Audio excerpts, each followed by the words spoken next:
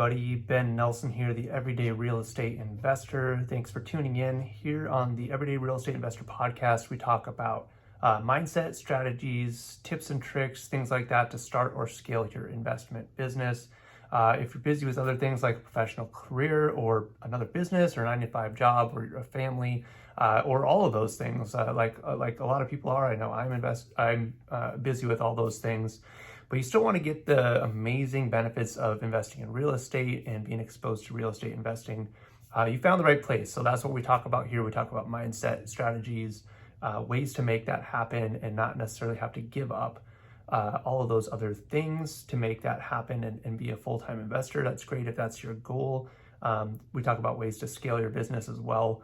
But our focus is really how do you figure out how to do that maybe when you don't want that to take over your whole life, right? You want to have a flexible schedule, you want to have freedom, you want to be able to spend time with your family and travel and all that stuff.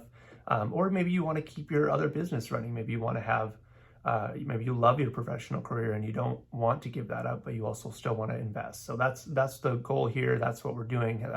We talk about strategies and tips and tricks to do that. And we talk about we interview people, we talk to people that are doing that very thing so you can hear about people that are doing it and how they made that happen. So again, thanks again for tuning in. Today we're going to talk a little bit about building with growth in mind and why would you want to do that. I just talked about being, part-time or doing it alongside other things. So why would you think about building with growth? Maybe that's not even your goal, right? Maybe you just want to invest in a few different pieces of property and that's all your goals are. So we're going to talk a little bit about that. And then if that is your goal, obviously, I started and I wanted to do a lot of investing and I didn't start with that growth in mind perspective.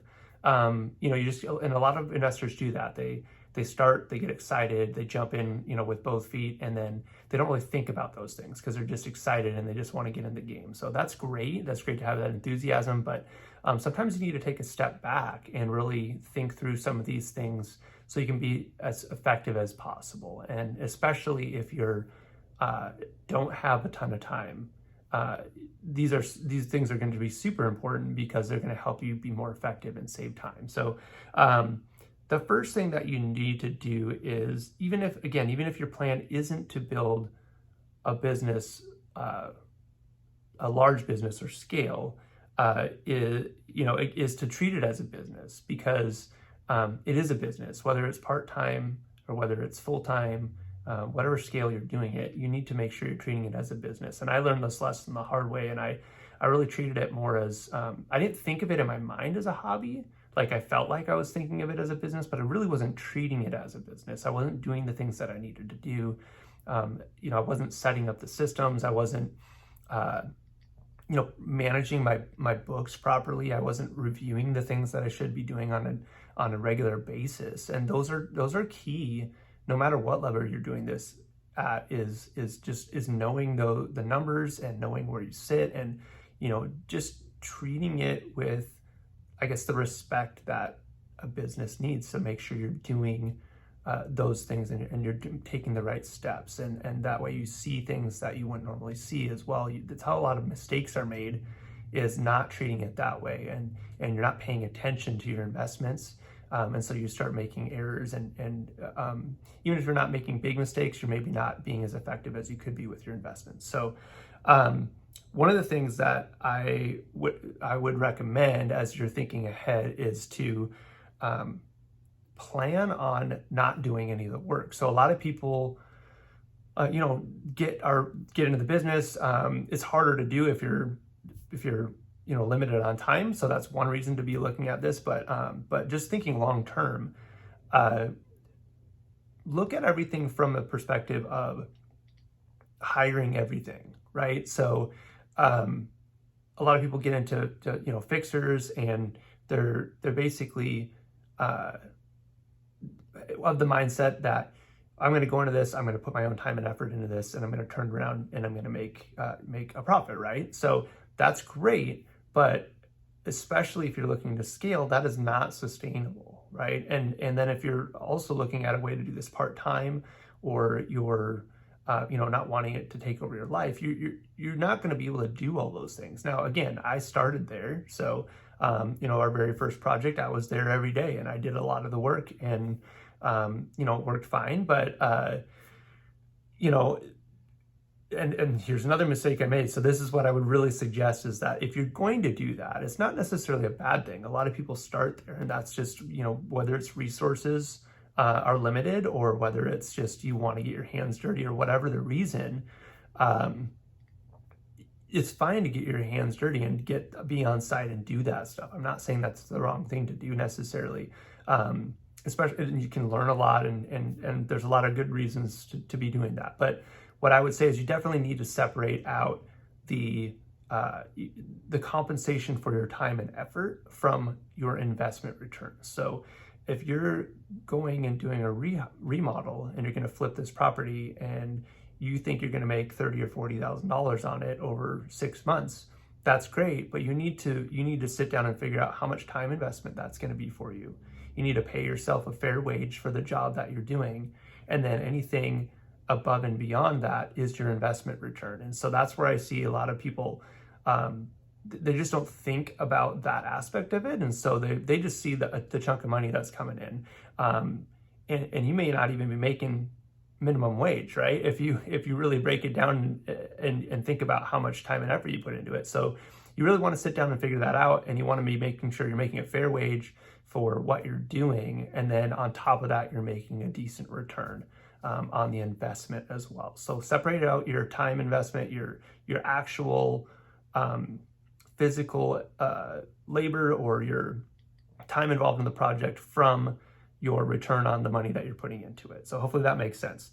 The next thing that you really want to focus on is you want to build your team. So, there's a lot of moving pieces to the real estate investment world. So you need to have, a title company. They're going to get you property information. You need to have contractors. You need to have realtors, investors, lenders, all the property managers. And that's another thing people start out doing, especially at first is managing their own properties.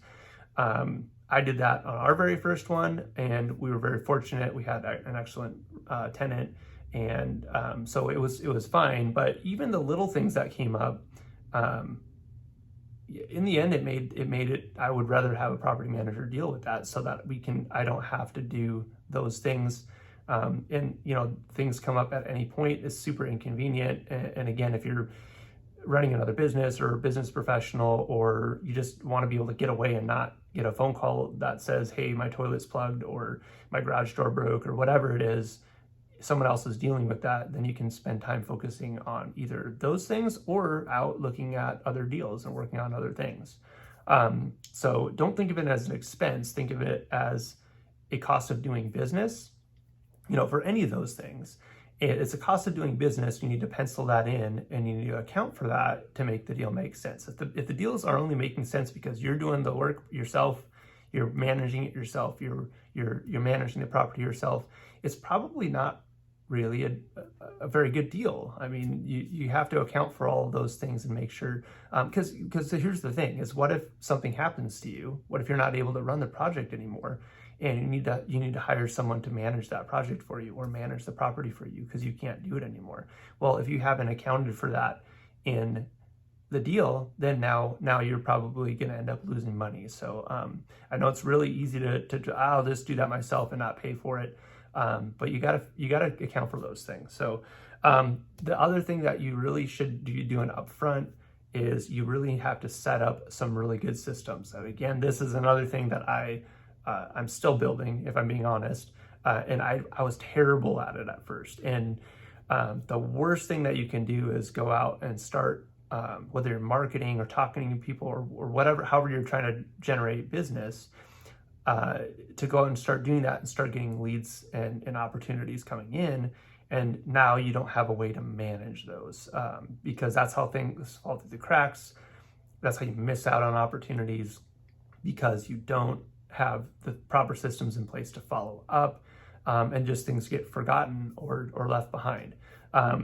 So whether that's like, a CRM, a management system for leads, managing your contacts and all those things, making sure you're staying in touch with all of those people, keeping a database of your contractors and your representatives, your lenders, all of those things. Having a place where that's all in one spot where you can go back and reference that and set tasks to remind yourself to follow up and all of those things. That's super important. If you think you're going to remember all that stuff and, oh yeah, I'll remember to call so-and-so who wants to sell their property, I'm going to call them next week.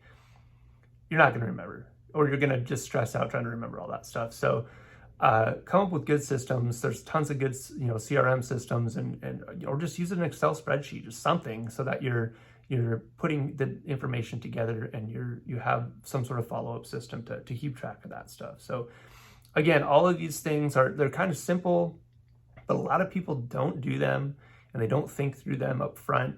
And I'm just encouraging you to do that. And again, this is whether you're just getting started in real estate or if you're trying to scale and you haven't done a lot of this stuff yet. I encourage you to, take a pause, spend some time, just even sit down for an hour or something like that. Block out a time. And I know, if you're busy, I don't have an hour. I don't have an hour to sit down. And trust me, that was my excuse as well for so long. And it doesn't make any sense, because if you don't have an hour to sit down and figure out how to save time, how are you ever going to have time, right? So prioritize setting these things up so that you can be more effective and have more time in the end. So yes, you have to invest some time up front to do it. If you're super busy, it's hard to do that, but you got to prioritize it, because in the end, you're going to save time and you're going to be more effective in building your business and in taking advantage of those opportunities that come up. So hope that's helpful to you guys. Again, we don't want to waste time. We're busy. We've got a lot of other things going on. That's the whole point is, we want to be able to invest in real estate and still have all these other things that we enjoy doing, hobbies and our professional lives, our family. So let's not waste time. Let's not waste time. We really don't have time to waste, right? And even if you're not busy with all those things, don't waste time. We don't want to waste time. We don't know what tomorrow holds, right? So let's be effective with our time. Let's use our time wisely. Let's make the most of it. Let's set things up so that we can, make sure that we're getting the most out of every second of every day, and so that we can, work on this stuff when we're working, and we can set it aside when we're not, and we can be, making sure we're tracking stuff and it's not all over in our head. And that's another thing that it helps you do when you start setting these things up is you can actually take a break and disconnect, because you know that stuff that is down and noted somewhere, right? You're not always thinking about it. So I'm terrible at that, actually. Even with systems, it's really hard for me to disconnect. But anyway, it helps with it to be able to disconnect, because you know that you've got the systems in place to take care of it. So until next time, this is Ben Nelson, the Everyday Real Estate Investor. I'm looking forward to some interviews I've got coming up here very, very soon, talking about some of these strategies with some local investors that are out doing that very thing. Busy people with other businesses, other things going on, but are still in the real estate investment game. So keep tuning in. Appreciate you guys listening. Reach out if I can. I want to connect with you guys out there. Feel free to reach out, message me, and get in touch with me. I'd love to connect with some of you out there and help you and inspire you to take action and get involved in the real estate investment world. So until next time,